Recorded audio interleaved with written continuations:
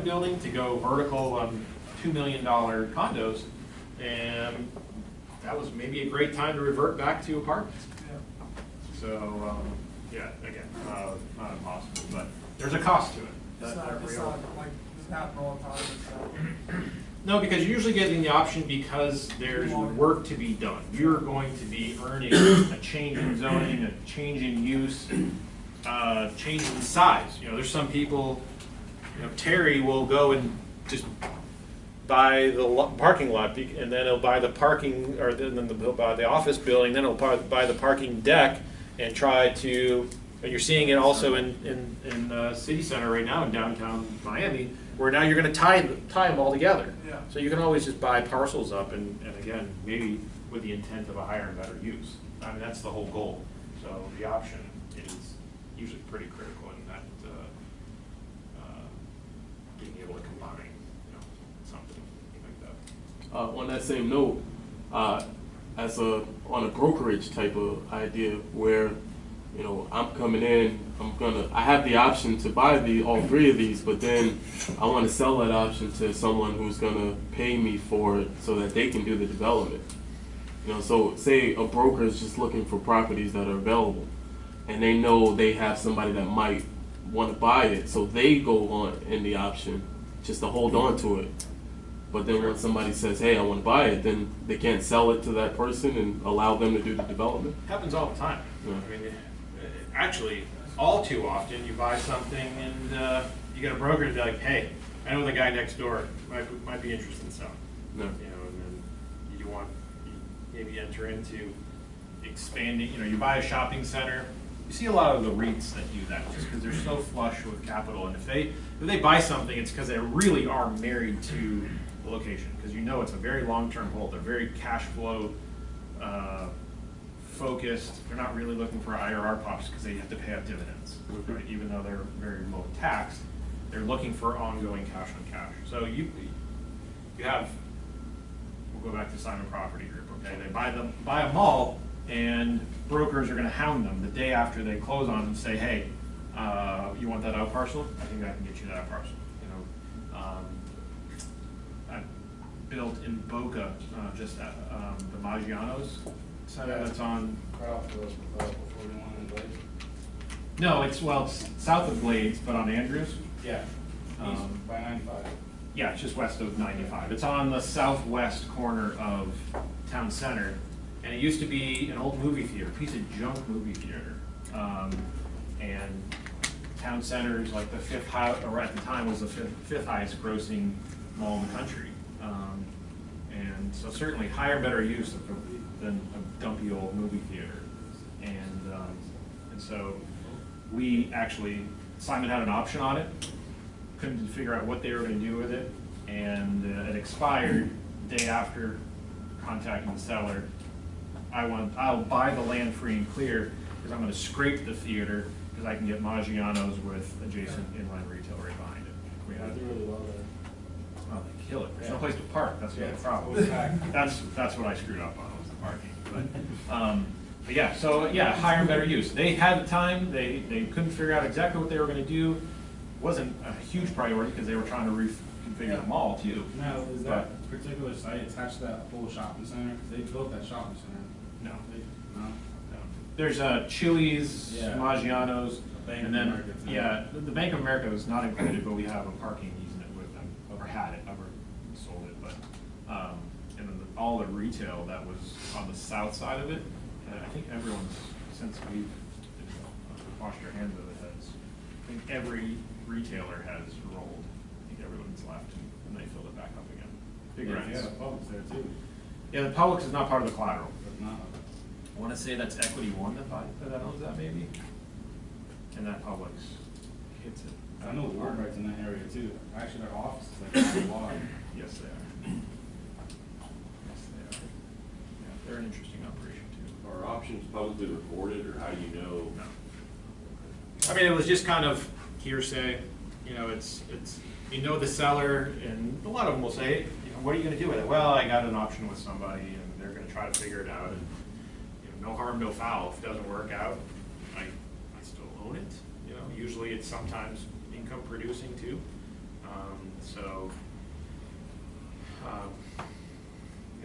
obviously some cost of doing business to have somebody else try to figure it out. But so you're almost, it's a little bit of a tease sale, if you will. But in order for you to know that Simon's option is expiring the next day, I guess it's competitive.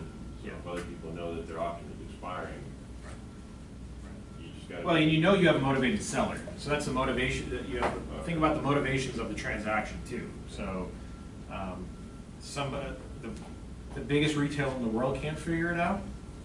Okay, or retail real estate owner, I should say. But I think Walmart's actually the biggest retailer. But so if they can't figure it out, you have obviously a very motivated seller who wants to move the property, but he actually participated like 10%. So the option that they were looking for was, he didn't want to outright sell it because his basis was so low, but he wanted to, he'll JV it. So, but it was, the option for Simon to come in and do it, or if they were going to, he was going to have to participate in it too. Okay, so that little bit of a twist to it all. But yeah, so Simon can't figure it out. They got bigger issues, or it was small potatoes for them too. So. Did you know all the details of their option? No, I knew nothing. It's not public, so. I mean, like, you could just go in there and be like, well, Simon was gonna do this, and I'll honor that, we'll go into the same agreement, or? Well, we could see publicly what could be, square footage, parking. Right. I mean, you could kind of understand what you could put there, in terms of total square footage with your parking variances that might have to come into play. But yeah, it ended up being like 42,000 square feet. And so you knew you couldn't do anything bigger than that. That is, again, small potatoes for Simon, but they wanted control of it because it was an extension of their mall traffic. So they wanted to make sure, I think it was actually more the option to control what could be there. Not that they were gonna do it, but you'll see that, again, McDonald's, they'll put options on competing locations so they know Burger King doesn't go next door, and stuff like that. And it just might cost them, but they're just buying time. And then they might buy it after the fact if they think BK or Wendy's or somebody else might be coming into the mix. So, yeah. Question about kind of the sequence of order of doing due diligence versus buying the option. Like when the book lists out a lot of different due diligence items. When is a good time to do the option versus some of these other things? Do you do some of these things before you do the option, then you do some of the things after the option, and then obviously then you go after that with the purchase? But I guess what are some of the things you'd want to do before the option, and then what are some of the things that you can wait to do after the option? Yeah, I mean, I think you want to get your hands completely around what can be done in an option. So you're not going to order an appraisal in an option. You're not going to order a property condition assessment, because you're probably going to be blowing up whatever it could be, what's already there. Okay. So you don't care the structural integrity of what's there. You don't care what's valued at. But you're going to do an environmental report. You're going to go in and really look at from a municipality perspective, what do you think you can sell in this corner, that you want to put an option on. So if you have, that's what I have a big problem with the city of Miami and the options that are there, is just because the impact fees that they charge are excessive considering the infrastructure stress that's there. And it's like if you'll pay impact fees, we'll give you the zoning, or we'll give you the variances that will allow you to deliver your project. I mean, if you really want to be able to determine your highest best use for your yield, and also that you think you can get it done. I mean, if you think you can come and build a mobile home park right here, and maybe that could be the highest and best use in your eyes, Yeah. there's no way that's ever going to happen right there. Okay? So you have to understand practically what you think you can still get away with, or not get away with, but you think that you can get approved. Okay? You think you're going to do some beautiful ground floor retail and another hotel. I bet the Fort Lauderdale is really going to listen hard. I mean, they want something that's going to enhance enhance downtown, but there's also going to be a practical addition to it. You know, they're not gonna allow you to do an adult bookstore or something like that, you know, I mean, or something like that. So you just need to be able to judge what you think the city needs. And that's what, you know, going back a couple classes, it's knowing where you want to, well, it's that local knowledge. You know the players, you know what your city needs, and you can have that vision. You know, having another office building is probably not going to fly right here, but a hotel with some retail might be really interesting. You know, with a lot of with 3 or 4 decks of parking. So that's when you're going to do your due diligence, your background on what kind of hotel could I build, you know, and could I get it zoned, you know, for this specific. Would you also do an option to secure financing? Maybe you haven't quite gotten, no, so you would never do that? That would Usually not. Yeah, I don't think your seller or anybody's going to really wait around for you, because if you can't get financing quickly, they're just going to move on to the next workout. So just piggyback on that, it looks like the first thing you want to do is kind of figure out what you have an idea of what you're going to do there, and then look at the regulatory side to make sure you can do it. Okay. And then you approach the seller and try to get a because that's the only time they'll give you access to their personal site to do the structural stuff or to look at their rent roll is once you're on contract. So you figure out what you want to do, you see if it can be done, and then you go into contract. Yeah, I mean, fee simple due diligence where there's a public anchored shopping center that's existing, it's 100% occupied. You're going to go in there and get it valued as soon as possible. You're going to go in there and have an engineer go inspect it, again, structurally, review all the leases, lease abstracts, title work. You're going to look at your parking and all the variances. You've got to make sure that it's going to be fully compliant with code. And then, you know, all of us have to tie out in the due diligence process, you know, with your seller, with an offering memorandum or something like that. Yes. Is there a time where you would, say you like a property, but you know what you want to put there, would you just buy an option anyways, and then wait on it, or would you just, you kind of understand what I'm saying? Like you said Depends on the price too. It's the same, you say the city of Miami is, a big pain. So would you put the option instead of bond just to make sure you can get past the city without investing too much of your time and money into it, or would you just, you know, I guess it's a complicated. If your seller's willing, yes. Yeah, okay, yeah. That would be ideal. Some are more patient than others. Yeah. Yeah. So, yeah, maybe before You understand what I'm saying? Get out of the option. this class, remind me that May 21st, I'm supposed to close on 2 note acquisitions. Is that note? Yeah. Okay. So, 2 fantastic properties. One's on Brickell, one's in Bay Harbor Islands, and the existing owner is in default of their mortgage, and the bank is selling the note. And so May 21st, I'm supposed to be closing on those. And So do you want us to I'll remind tell you to close? What's that? You want us to remind you If to you close? can, yeah, put it on your phone. I got you. I'll put it. Sir, for a small commission, we'll make sure. Yeah, well, it's going in now. I got But a you. whole different set of due diligence. You know, I can't get access to an appraisal, I can't get access to the property, I can't get access to the rent roll. I know that it's performing, I know it's income producing, But you don't know what? but I don't know what. That's your risk premium. Yeah.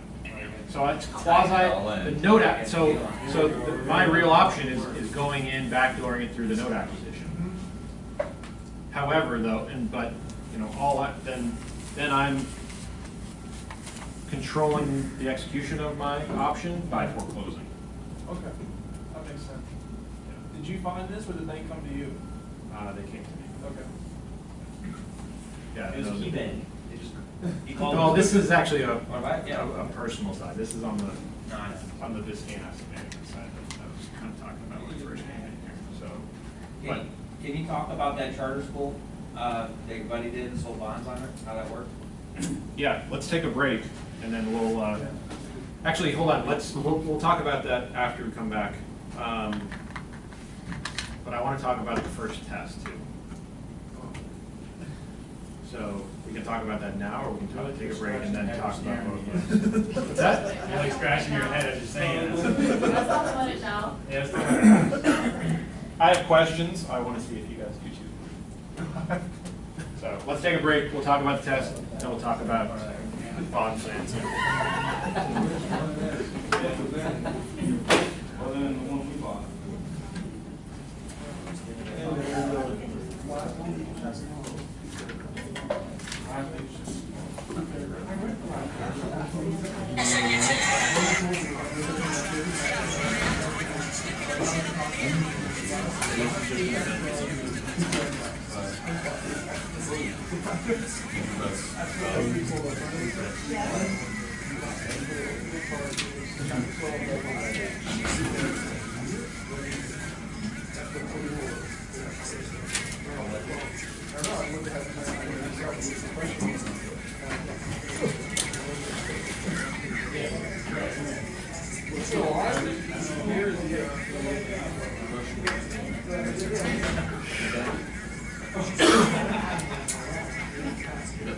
I know what they do. I asked my friend.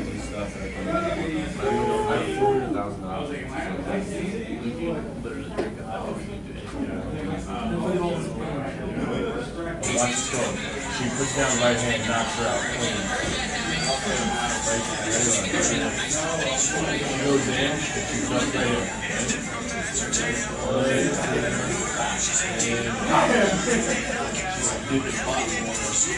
right here. There it is, there it is. See it right in the chin, man. That's how you knock it down. My eyes rolled for her in the head. She thought I killed her. Big deal. No, just not, no, we come up with that stuff, we have everything set, and just, you see the vision, and you know exactly. I got my Wall Street, I got my schema. Oh, yeah. I got schema. I got brewery.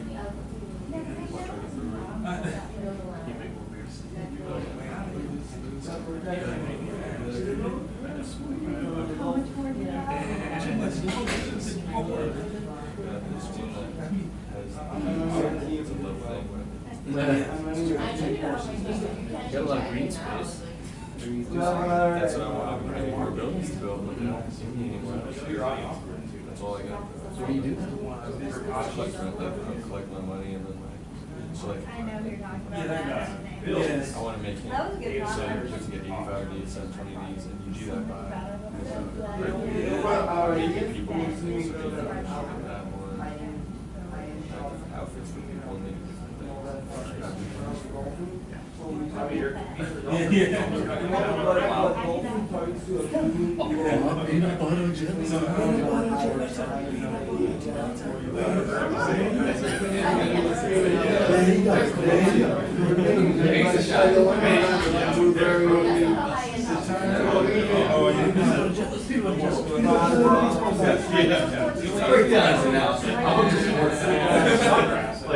Like these guys are thinking about anything crap when they're going to catch a ball. It's like, no, we're not thinking how fast their eyes are Are you moving. joining us for the afternoon session, or you? Oh, yeah, okay.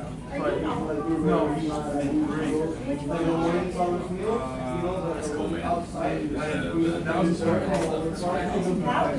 Just say as your background at airport, you're like, man, let's go. I got this. I got this. What is it? How many acres is it per window? The actual terminal site is like 18 feet wide. Yeah, every time with the blade radius and that kind of, so how much, I guess another question is how often, like how much do you spread around? I mean, if I had an acre of land, how much can you fit on that? Oh, it's gonna be, if you had an acre of land, one. That's what I'm saying. But you can fit one. Well, it would be tight and nothing else would really be Right. around it, but I'm just saying for that 1 acre. Well, what if I didn't work and I approached the landowner What if I was this? What if I approached the landowner? I know you was looking at this one particular site. I go out and buy this 1 acre from the landowner, and then I resell it to you. We dream about that. Some of these landowners are just getting sick. Right. Would you rather be a landowner or a neighbor? I think I might be still in the next one. My position's kind of fun. Solve problems, we get to go to different spots. Yeah, to be one of our landowners, you have to live in a really shitty location. Yeah, that's what I was thinking. So you have to have lots of land, and you probably don't make. You guys go to the ¿Qué tal estoy? I bet you ranching. Terminando. Farming doesn't make sense. Farming. Estoy atrás. No. Yeah, there might be for ranchers. I mean, shit, cows can be like Entonces era usted mi marido, que también es contador. That's why when you La say verdad, rock. Esto realmente no es una clase. Esto no es una clase. Yo he tomado clases en distintos lugares, distintos grandes, ni me interesa ni me da ganas de dar. Usted vos presentaste en un programa y quieres terminarlo, pero se supone que yo ya tengo máster, que soy quien quiero aprender. Yo no puedo perder el tiempo de preguntarme ahora. Yo tengo showings, viste, yo soy realtor y no lo puedo mostrar porque estoy acá. Sí, esto es leerse el libro ya, básicamente. Es exacta. Bueno, muy cómo qué tal nos van en el examen. Sí, pero no es un tema de para mí. No, yo sé, pero En tu caso, probablemente. yo tengo que pasar, porque si no paso no me gradúo y me tengo que graduar porque tengo que cumplir el requisito de la...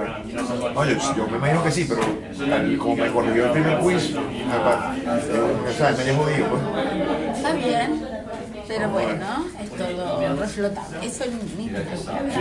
A mí me preocupa que es un montón de dinero para hacer nada, cuando el PIB se ve solo, porque eso es ilegible, ni siquiera desde acá.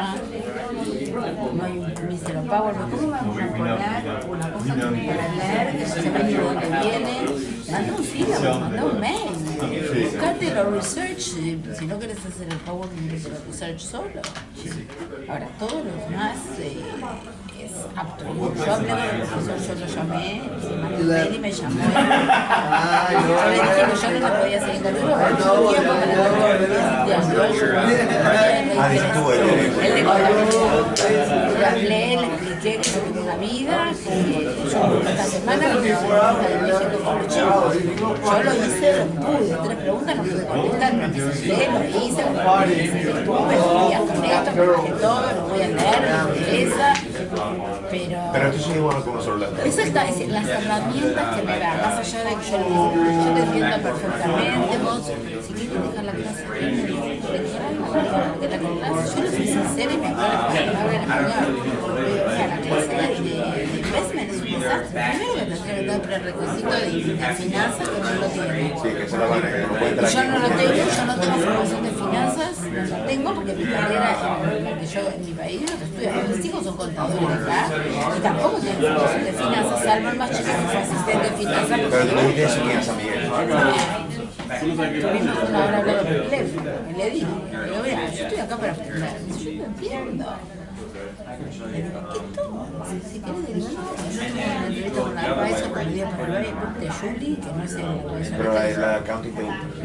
Me interesa, más allá si la pasa, si me da el tiempo para estudiar, no.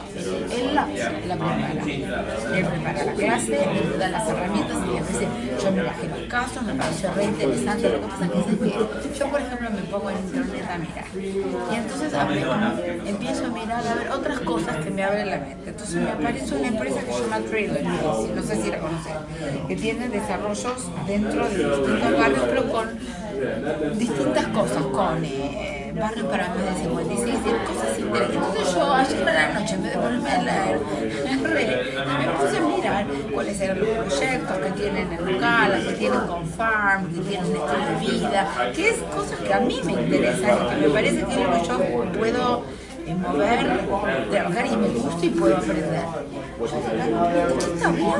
Recién le escribí a mi marido en el WhatsApp.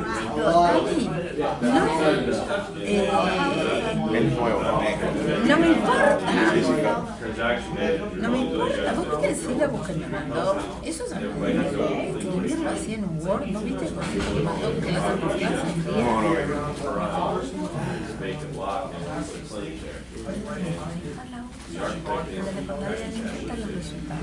Yo veo que a vos te interesa que vos sabés. Yo le dije, yo quería hablar con ustedes, porque yo quiero que vean. A lo mejor lo que yo produzco no tiene nada que ver con quién soy yo. Pero yo no estoy incentivada. Yo quiero aprender. No, sí, el sitio que está... Yo soy interesada, yo soy interesada. Soy una persona inteligente, capaz. Llegué a un puerto. Is everybody back? Except for these guys? I did want to ask you a question. I mean, is there any issues with like municipalities cleans or anything like that? That's what you need to do.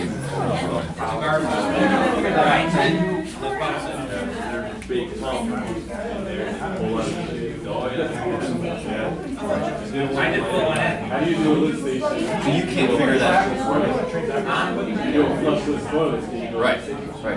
Well, the city will say, so you have to water with urinal. They'll tell you, well, you might be saying that, but the next guy comes after you, put something different in. So, Wireless urinal still has. but it's just not, you want to be like that. You got number 2. And what are the restrictions?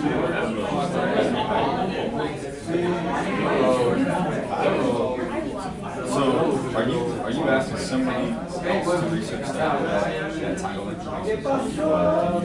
Hey guys, hey, since I'm here early and you guys are here early, why don't we just like hit it, man? Are you done? No, I'm not done. Oh, okay, I'm sorry. 2 more guys.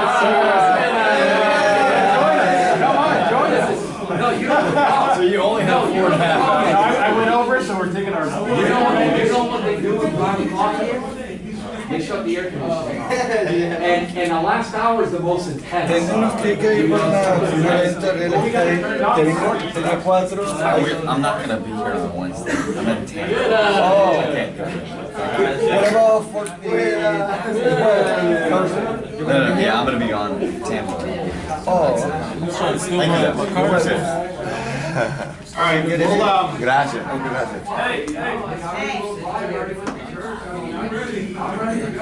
I think, well, I think maybe there's only 2 guys missing, but they're Starbucks break or something. But all right, so now everyone's taking the test, number 1.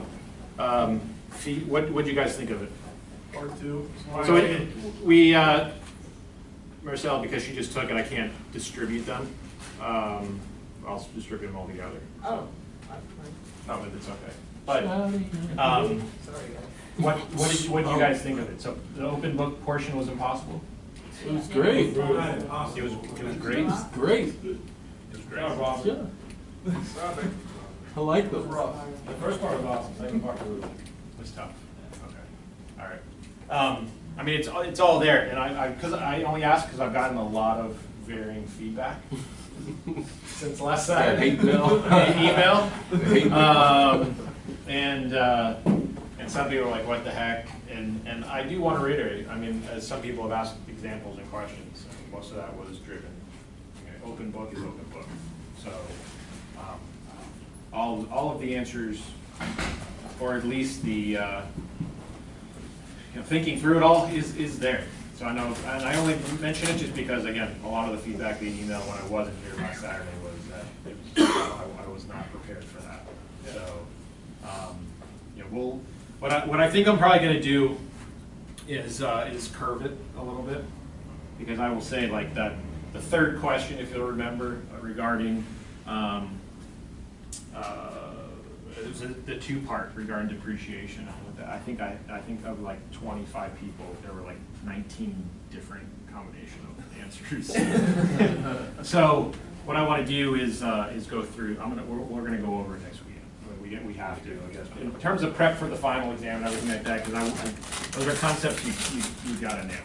And I thought you'd nail it via the open book, but I wanna work on it more, because those are pretty impressionable points. They're involved, which is why I wanted to keep it open, so that you could tier it. You know, again, a lot of them had explanations, and generally speaking, you know, I would say everyone kind of nailed the yield maintenance side of it. I appreciate that. Robert nailed the bonus. And I do tutoring sessions, guys. So, For a fee. so yeah, so going back, so next weekend, it's chapter 14, and then a case study. Case study next Saturday is gonna be, everyone's gonna have a computer. It's gonna be very Excel driven. We've done a lot more kind of qualitative analysis of investments. We're going to really focus on numbers, how you drive numbers, how you can manipulate the numbers a little bit, back into them, and also through assumptions. So chapter 14 next week, and the case study is going to be on an asset that I'm buying in Jupiter, and so it'll be real life. We want to talk about due diligence. We want to talk about getting back through the numbers and the returns, and certainly opinions at the end of the day. Group presentations, has everyone started getting together? Questions, comments on that? Since there were some people who were here a little bit late before, as to how that's coming along. Is it going to be due on June 6th now, or? Yeah, so we're going to do the presentation on the 6th, because that's going to be now we're going to double up that class. So 6 hours of my voice, if I have one. But I really want to impress upon the PowerPoint presentation. Again, this is for some of you who want this to be a professional track, and others that are just kind of interested in meandering if there's a potential for this, to get more serious about this track as a professional career. The qualitative and quantitative presentation, I think, are imperative in real estate investments. I mean, for your own business plan purposes, for attracting third-party equity if necessary, for attracting a banking relationship, they all tie in. And so, I really want the groups of 4 and 5 to, wow Fred and me. Maybe George, you want to come too, and you can try to get wowed, maybe? Yeah, I'll definitely listen. And you help out Greg if you want.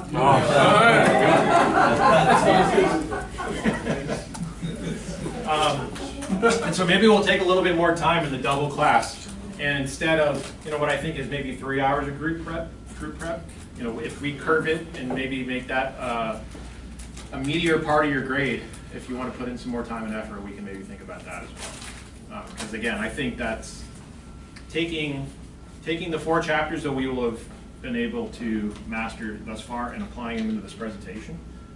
That's what this business is all about. At the end of the day, in the real estate finance and the investments portion. And then the case study, I'll prepare that. I'll get it to everybody this week.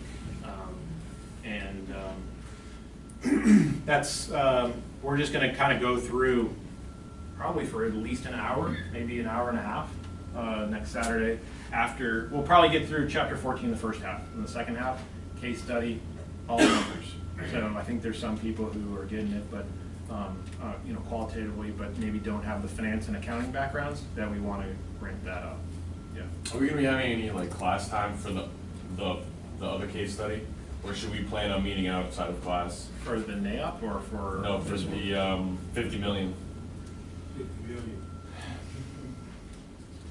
I just don't, if we need to prepare outside class, that's fine. I just want to make sure if we're allocating any time during class. Let's maybe earmark like a half an hour. Okay. So give you another week getting the groups this week, just trying to figure out who's going to do what, present, who's going to work on other parts. I mean, obviously there's a group effort, but get together as a group this week, come prepared with questions. Maybe we'll work on a half an hour. Because again, that's a good template to have too. Thoughtful, something right. So yeah, half an hour of that maybe, and then no class on the 23rd, doubling up on the 6th, and so I think that'll be good. And so there's no class on the 13th here, and then the final exam's on the June 20th.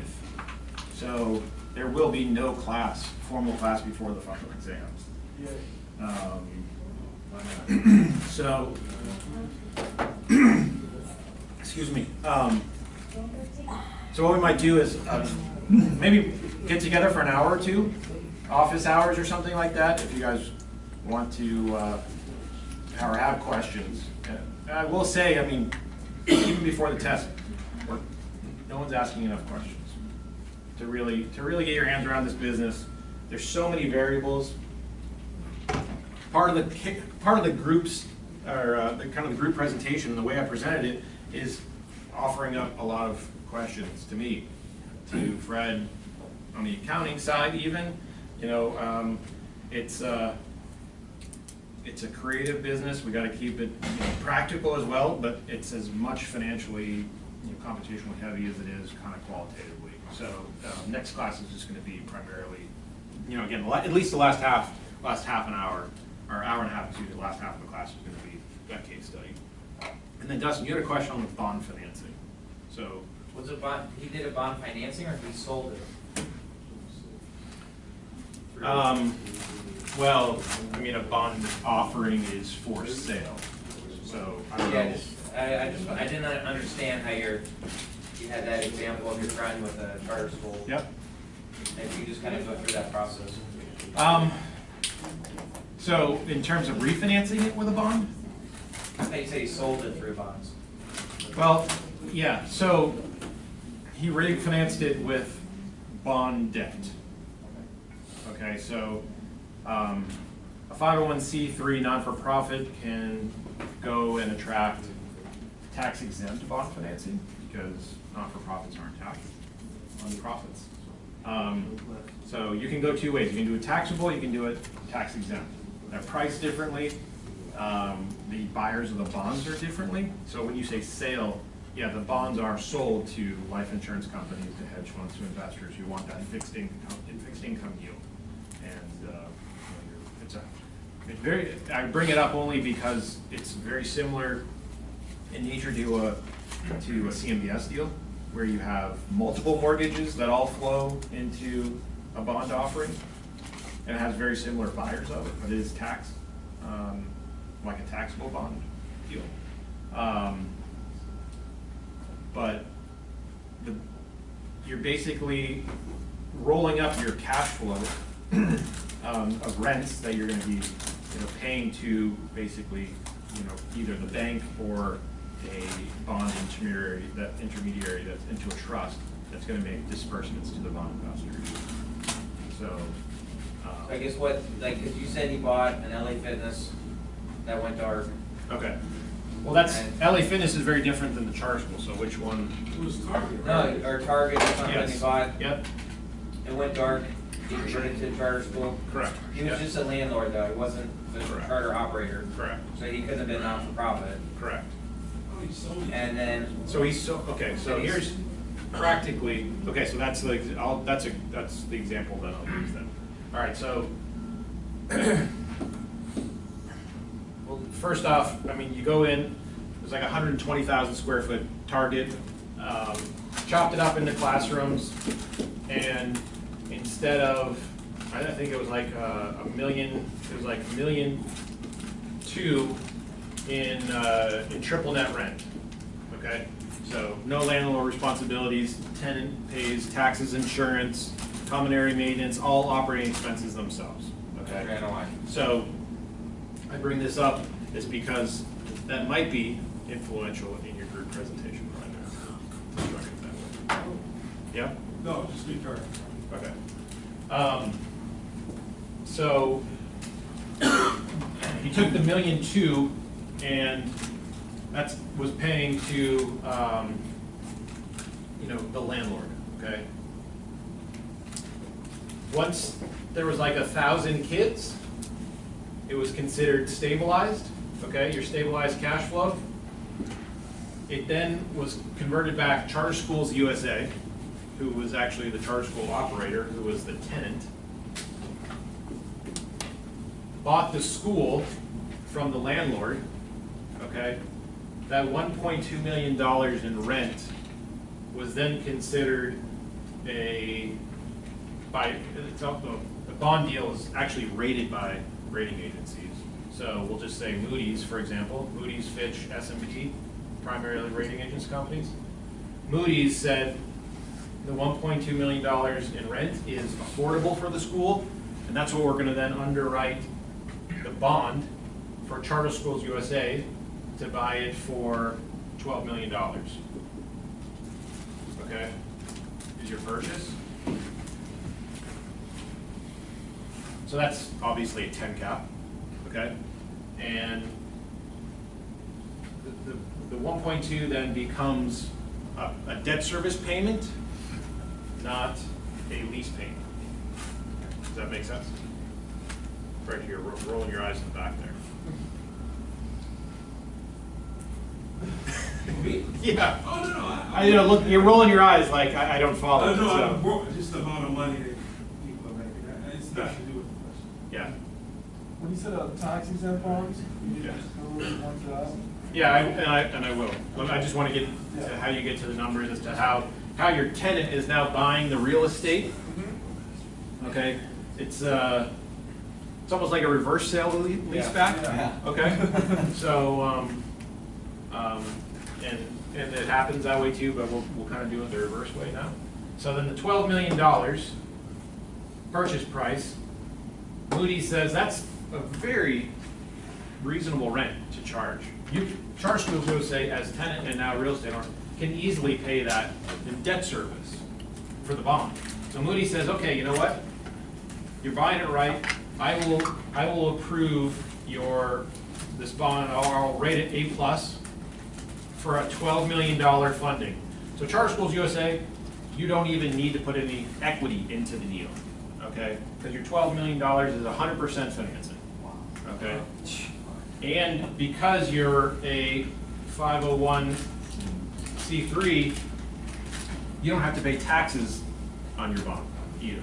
It's all tax exempt, okay? So that's going to be the difference where it's, a lot of municipalities, when they offer up water, sewage bonds, actually Puerto Rico is like on the verge of defaulting on their sewage bonds because they were basically collecting, sewer access by residents, and then they bundled up all that cash flow, basically the $1.2 million, got a bond against it because they thought it was going to be recurring income. Well, no one's supporting that income or to the level that Moody's thought it was going to. So now they're on the verge of not being able to repay their bond. Okay, so but Puerto Rico was able to get it on a tax exempt basis, and because it's tax exempt, they're usually priced much more aggressively because you have typically a very high rated guarantor behind it. Okay, yeah. Usually, how long do they give you to pay the bond back? Like your charter school? 10 to 30 years. So this past week I was quoted a taxable 10-year bond at 4.7% and a 30 at 5.2. So 30-year self-amortizing, basically a residential mortgage at 5.2% for 100% financing. When you said taxable? Pretty good deal. Yeah. So if it's tax-free for the charity, does the person purchase the bond, do they pay tax? That's the tax exempt nature, is for the investor. Okay. So, I mean, you're not paying taxes, you can. Get a higher yield. Yeah, exactly, you have a higher yield. But typically, the yield is lower than something's gonna be taxable. So somebody like, life insurance company who's a big investor in these bonds will have taxable money, they'll have not tax exempt. There's certainly going to be a balance. They're gonna have MBS, they're gonna have corporate bonds, they're gonna own their own real estate, they're gonna, there's that fixed income, risk analysis. I think the yield, the risk curve is chapter 13 on page 419. So you kind of see where this fits into the mix for an investment. So does that, in a tax-free scenario, does that render depreciation that's negligible now? Like you don't even need to bother with depreciation because it's not. Well, you're depreciating, you just have like super high basis in the deal, so Right, but what does the depreciation get you? It's not. Well, it doesn't get you anything as a bondholder. Right. Yeah, zero. Only the landlord, which is now Charter Schools USA, will be able to take depreciation against their asset, which they didn't when they were paying $1.2 million to the landlord. Well, the depreciation goes to what, is my question. No, I know, the landlord gets it, but.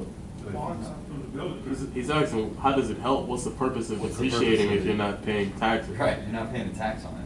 Well, charter school pays tax on it. What's that again? The charter school pays tax on it. Of course, yeah. What does the charter pay, the school paying tax on? Sales taxes. They don't pay real estate taxes, Got it. you know, they don't, I mean, there's gonna be, they're not gonna be taxed like, it's very similar to like a REE, okay? So a REE has to pay out at least 90% of their income, so they don't get ordinary income tax, okay? Very similar with this. I mean, that's the REIT structure, that's very, very similar to that, actually. Yeah. But, so, when we went in to buy this, he knew that he was looking for a site for Charter USA, Yes. and he identified this place, and what did he pay for it? Oh, gosh. I think he paid like $2 million for the whole building. And then he did all the build out for them? And he did all the build out. And And delivered it? I think his return on cost was like 11%. And then he started getting, based on the cash flow. And then actually Charter Schools USA had like 1,400 kids on a waiting list at a school 3 miles away. And so Charter Schools USA threw in 1,000 kids day one. Knew that it was stabilized and immediately could get a bond deal. So they have no hard equity in the deal, and all they're doing is now paying debt service, and they have the advantage of being a fee simple real estate owner, and not having a landlord breathing down their neck. So if the 12 million was the purchase price, did that all go to the seller? Yes. Yeah. So the seller who put in, say, maybe 3.6 million, got a purchase price of 12 million. Correct. That's pretty good. Correct. Sounds like a good market. Good niche. Little luck, a lot of luck actually. Yeah. Because you usually don't have something that can immediately plug in 1,000 kids and then automatically be rated high enough.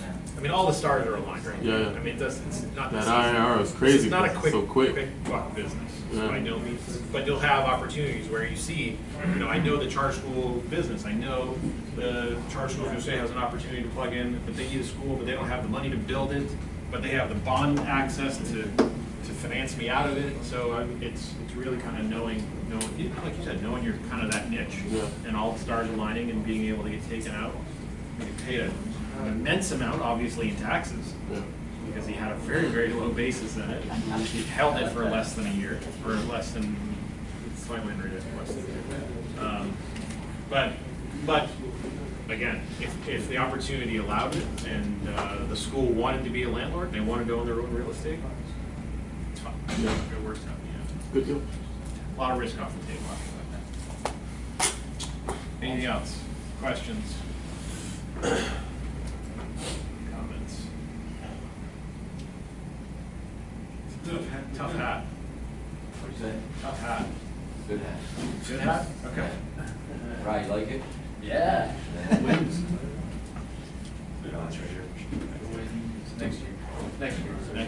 Next year. All right, I think that's it for today.